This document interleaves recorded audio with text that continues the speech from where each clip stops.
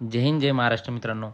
महिला व बालविकास कल्याण विभागच्या ज्या तुम्ही फॉर्म भरले होते, तुमची एक्झाम स्टार्ट होणार आहे 10 तारखेपासून. त्यासाठी एक प्रसिद्ध पत्रक जारी केलेलं आहे. कुठनं? महिला व बालविकास आयुक्तालय पुणे. तर आपण थोडक्यात त्याची माहिती घेणार आहोत. तुम्ही व्हिडिओवर नवीन असाल तर व्हिडिओला प्लीज लाईक आणि सबस्क्राईब करून घ्या मित्रांनो, जेणेकरून नवीन नवीन माहिती तुम्हाला भेटत राहील. बघा, आयुक्त महिला व बालविकास महाराष्ट्र राज्य पुणे. तर किती बघा सगळ्या पोस्ट होत्या, जे की तुम्हाला माहिती आहे, परिवीक्षा अधिकारी वगैरे वगैरे.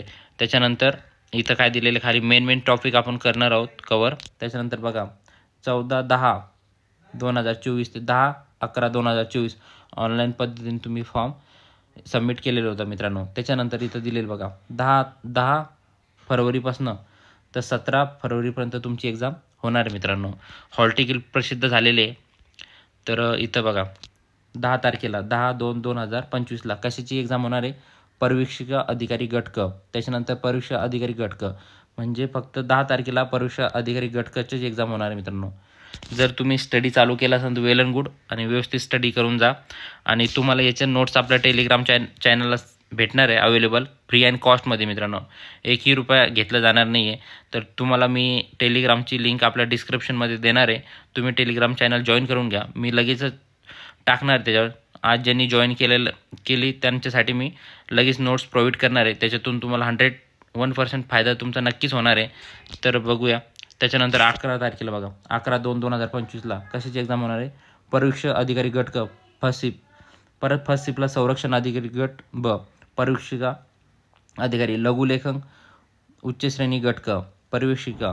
तर याच्यावरून आपल्या लक्षात येतं फॉर्म किती आलेले आणि किती बॅचमध्ये ही एक्झाम होणार आहे. आपण थोडक्यात तुम्हाला माहिती देतो याच्यातनं. हे बघा, परीक्षाचे फॉर्म जास्त आलेले आहे, कारण बघा किती शिफ्टमध्ये एक्झाम होणार. 1 2 3 4 5 5 6 7 8 9 10.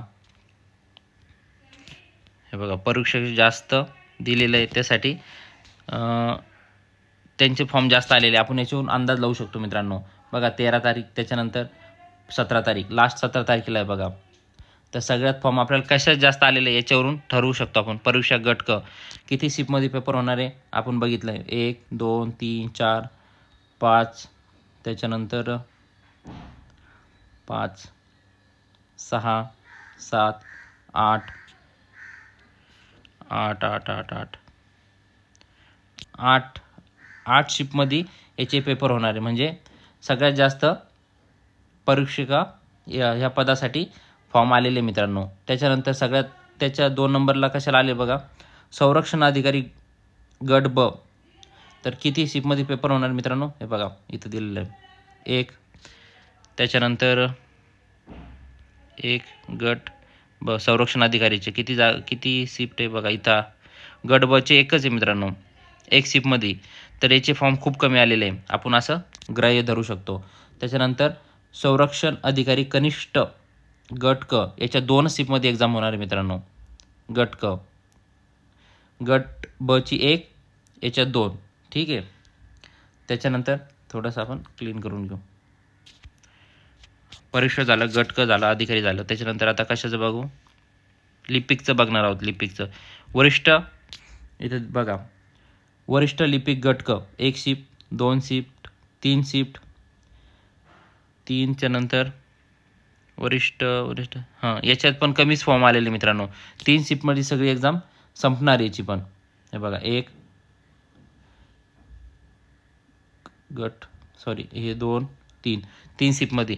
याला जास्त फॉर्म काही आलेले नाही आहे. सगळ्यात कमी फॉर्म म्हटलेत त्याच्यासाठी. आणि याच्यासाठी किती आहे